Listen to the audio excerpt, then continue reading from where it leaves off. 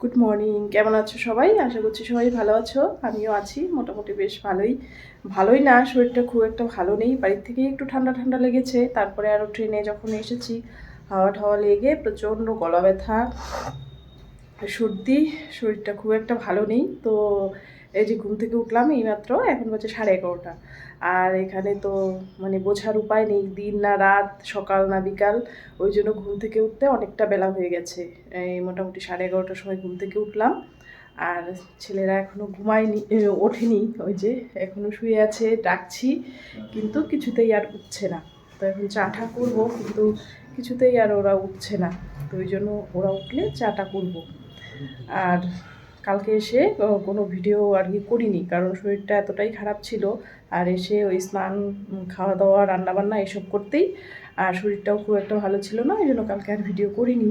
তো আজকে সকালবেলা উঠেই, সকাল যদিও না, 11:30 বাজে উঠে ভিডিওটা শুরু করে দিলাম। দেখি কতটা কি শেয়ার করতে পারি।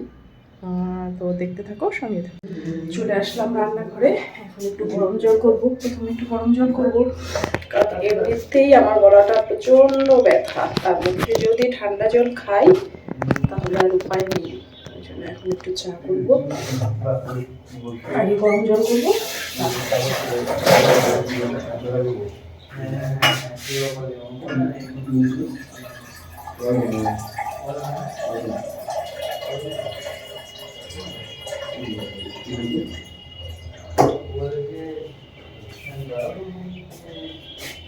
কালকে 3 মা ছেলে অনেক রাত অবধি গল্প করেছি, যার জন্য আর কি ঘুরতে অনেকটাই বেলা হয়ে গেছে। অনেকক্ষণ হলো ঘুম থেকে উঠেছি, চা খাওয়া হয়নি, ওই জন্য মাথাটা মানে কেমন করছে, মনে হচ্ছে মানে ঘুমটাই যেন কাটছে না। তো এদিকে চাটা করে নিয়ে আসলাম। আর এই দেখো বড় ছেলের এখনও ব্রাশ করা হয়নি, তো ব্রাশ করে আসলেই চাটা আর কি খাবো সবাই মিলে। তো কালকে রাতে খাওয়া হয়েছিল বিরিয়ানি, তো বিরিয়ানি একটু বেঁচেছিল, সেটাই আর কি এই ছোটো ছেলেকে গরম করে দিলাম, ও খাচ্ছে। আর বড় ছেলে গেছে বাজারে, আর আমি এই ফাঁকে বিছানাটা তুলে নেব। দেখি বাজার থেকে কী নিয়ে আসে, সেই বুঝে রান্নাবান্না করবো। আগে এই বিছানা টিছানা তুলে একটু পরিষ্কার পরিচ্ছন্ন করে নিই। তো ঘুম থেকে মানে এতটা দেরি হওয়ার অনেকগুলো কারণ আছে। তার মধ্যে একটা কারণ হচ্ছে ওই যে বললাম, বাইরের কোনো হাওয়া বাতাস আসে না। মানে হাওয়া বাতাস বলতে আলো তো একদমই আসে না। আর কারণ হচ্ছে এটা দোতলার ঘর। আর আশেপাশে সব বাড়িগুলোতেই এরকম ফ্ল্যাট সিস্টেম করা, সেগুলোতে সবাই আর কি ভাড়া ঠাড়া থাকে। তো ওই জন্যই আরও মানে চারিদিক থেকে আটকানো। মানে দরজা খুললেই পাশের বাড়ি দেখা যাবে, পাশের বাড়ির মানে দেয়াল দেখা যাবে, কিন্তু তার বেশি আর কিছু দেখা যাবে না। তো এটাই হচ্ছে ব্যাপার। আর তার মধ্যে আরেকটা ঘটনা আছে, সেটা হচ্ছে আমার বড় ছেলের অভ্যাস, ও প্রতিদিন রাতে ঘুমানোর সময় ওই যে হয় না চ্যানেলগুলোতে ব্রডকাস্ট দেখায়, মানে ভূতের সব ভৌতিক কাহিনীগুলো আর কি হয়, সেগুলো আর কি ও শোনে। আর এখানে আসলে তো আমাকেও শোনাবে। তো ওইসব শুনতে বেশ ভালোই লাগে, আবার ভয়ও লাগে। তো ওইসব শুনতেই অনেকটা রাত হয়ে যায়, মোটামুটি 1:30-2টো বেজে যায়। তো ওই জন্যই আরও উঠতে অনেকটাই বেলা হয়ে যায়। কী আর করব। তো ঘুম থেকে উঠে তারপরে এই যে চাটা তো খাওয়া হয়েই গেছে, এবার এই যে বিছানাটাও তুলে নিলাম। বিছানার মধ্যে আর কি কী বলবো, সারা রাত ধরে আর কি 2 ভাই মিলে মনে হয় যুদ্ধ করে। তো ওই জন্যই আরও বিছানাটা পুরোটাই ওলটপালট হয়ে যায়। তো বিছানাটা তুলে নিলাম। আর এই যে এইদিকে ছোটো ছেলেকে আলাদা করে এক সাইডে বিছানা করে দিয়েছি, কারণ ও ওই যে মোবাইল ঘাঁটে। আর বড় ছেলে তো বিছানায় পড়াশোনা করে, তো ওর একটু অসুবিধা হয়, ওই জন্য ওকে এক সাইডে বিছানা করে দিয়েছি। আর এদিকে কালকে রাতে তো বিরিয়ানি খাওয়া হয়েছে, তো ডাল ছিল, ডালটা আর খাওয়া হয়নি, ফেলতেই যাচ্ছিলাম, ভেবেছি ফেলেই দেব, কিন্তু বড় ছেলে আবার এই শুকনো ডালটা ভীষণই ভালোবাসে। তো ওই জন্য ভাবলাম যে না, একটু মানে কষ্ট করে একটু শুকিয়ে রাখি, তাহলে ওর খাওয়াটা ভালো হবে। আর ও না খুব বেশি ওই ঝোল বা অন্য সবজি টবজি এইসব খেতে চায় না, এরকম শুকনো জিনিস খেতে ভালোবাসে।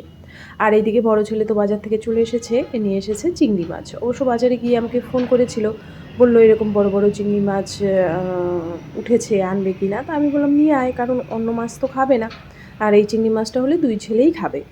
তো এইদিকে চিংড়ি মাছটাও কেটে বেছে ধুয়ে নিলাম। আর এই তো ডালটা শুকিয়ে রেখেছি, খাওয়ার আগে একটু পেঁয়াজ, একটু কাঁচা তেল দিয়ে সুন্দর করে মেখে নেব। আর চিংড়ি মাছটাও তো ধুয়ে পরিষ্কার করে রেখেছি। আর এইদিকে যা যা রান্না করব সমস্ত কিছু কেটে ধুয়ে পরিষ্কার করে রেখেছি। আর বড় ছেলে ভীষণ বেগুন ভাজা ভালোবাসে। ওর বাবা আবার আসার সময় বেগুন কিনে দিয়েছিল, সেটাই ভাজা করব। আর এদিকে ভাতটা আমি বসিয়ে দিয়েছি, ভাতটা হতে থাক ততক্ষণে আর কি আমি অন্য কাজগুলো করব। আর ওই যে বললাম বেশি কথাবার্তা বলতে পারবো না, কারণ ছেলে আবার পড়াশোনা করছে, ওই জন্য মানে চুপচাপই আর কি ভিডিও করে যাচ্ছি। তো এই দেখো এদিকে তো রান্না চলছে, আর এই যে বড় ছেলে এখানে পড়তে বসেছে, আর আমি ওই যে নিচে যে বিছানা করেছিলাম আমি আর ছোট ছেলে এখানে বসে আছি। তো ছোট ছেলে তো এই কি আর বলবো, শুয়ে শুয়ে মোবাইল ঘাঁটছে, আর আমার তো সেইভাবে আর কি সময় হয় না। আমার রান্না বান্না তারপরে এই সমস্ত কাজবাজ করতেই সময় কেটে যায়, আমার আর মানে এই ঘরে আসার প্রয়োজনই হয় না, রান্নাঘরেই সময়টা কেটে যায়। তো এই দেখো এবার হচ্ছে ভাত তো হয়ে গেছে, এবারে তো চিংড়ি মাছটা ভেজে নেব। ভেজে নিয়ে ওই চিংড়ি মাছটা দিয়ে আজকে নর্মাল আলু দিয়ে ঝোল করব। আর হচ্ছে ওই ডাল শুকনো আছে, বেগুন ভাজা আছে, এগুলো দিয়েই হয়ে যাবে আজকে। আর বেশি কিছু রান্না করব না, কারণ রাতে আবার কি খাবে না খাবে। আর চেষ্টা করি মানে ছেলের পছন্দ মতোই আর কি রান্নাবান্না করার। ওই জন্য একবারে রান্না করে দুবার খাওয়াই না আর কি, যখন যেটা হয় তখন সেটা গরম গরম রান্না করে দিই। তো এই যে মশলাপাতি আর কি বলবো, এখানে তো আর আমার শিলপাটা বা মিক্সার গ্রাইন্ডার কিছু নেই, ওই জন্য গুঁড়ো মশলা দিয়েই রান্না করতে হচ্ছে। তো ওই পেঁয়াজ রসুন দিয়ে আলুটা দিয়ে ভালো করে ভেজে নিয়েছি, তারপরে টমেটো দিয়েছি। আর মশলার মধ্যে ওই জিরে গুঁড়ো আর হচ্ছে ধনে গুঁড়ো দিয়েছি, আর দুটো কাঁচা লঙ্কা কেটে দিয়েছি, কারণ আমার বড় ছেলে আবার একদমই ঝাল খেতে পারে না। তো এই দেখো ঝোলটাও আমার মোটামুটি হয়ে গেছে। আর এদিকে ওদেরকে বলছি স্নান ধ্যান করতে, কিন্তু এত মানে কি আর বলবো, দুই ছেলে মানে ছোটোটা বড়টাকে বলে তুই আগে কর, বড়টা ছোটোটাকে বলে তুই আগে কর, এই সব করতে করতেই অনেকটা দেরি করে ফেললো। তো এই দেখো তরকারিটা হয়ে গেছে, এবার একটু ঘি আর গরম মশলা দিয়ে নামিয়ে নেব। আর এইদিকে এখন ছোট ছেলের স্নান হয়ে গেছে, এবার বড় ছেলে গেছে স্নানে। তো মানে স্নান টান করে আসলেই তারপরে ভাতটা বেড়ে তারপরে সবাই মিলে একসঙ্গে খেয়ে নেব। খেয়ে দিয়ে তারপরে আমার আর বেগুন ভাজাটা হয়নি এখনও, মাছের ঝোলটা নামিয়ে তারপরে আর যে আরেকটা প্যান বসিয়ে দিলাম, দিয়ে একটু বেগুন ভাজা করে নেব। আর মানে কি আর বলবো, বাবা মার তো সবসময়ই একটা টেনশন থাকে যে ছেলের খাওয়া হয়তো ঠিকঠাক হচ্ছে না, বা ছেলে কি ভালোবাসে সেটাই খাওয়াতে ইচ্ছে করে। তো আমারও মানে সেই রকমই হয়, আর ওর বাবারও তাই। তো জানে যে ওই শীতের বেগুন ভাজাটা আমার বড় ছেলে ভীষণ ভালোবাসে। তো ওখানে যখন ছিল তখন তো খেত, ওর বাবা হয়তো লক্ষ্য করতো, আমি হয়তো ভাবতাম যে ছেলের মানে খাবার দাবারের খেয়াল আমাকেই রাখতে হয়, ওর বাবা হয়তো এইসব লক্ষ্য করে না, কিন্তু আসার সময় দেখলাম যে ছেলেকে নিয়ে কতটা চিন্তা।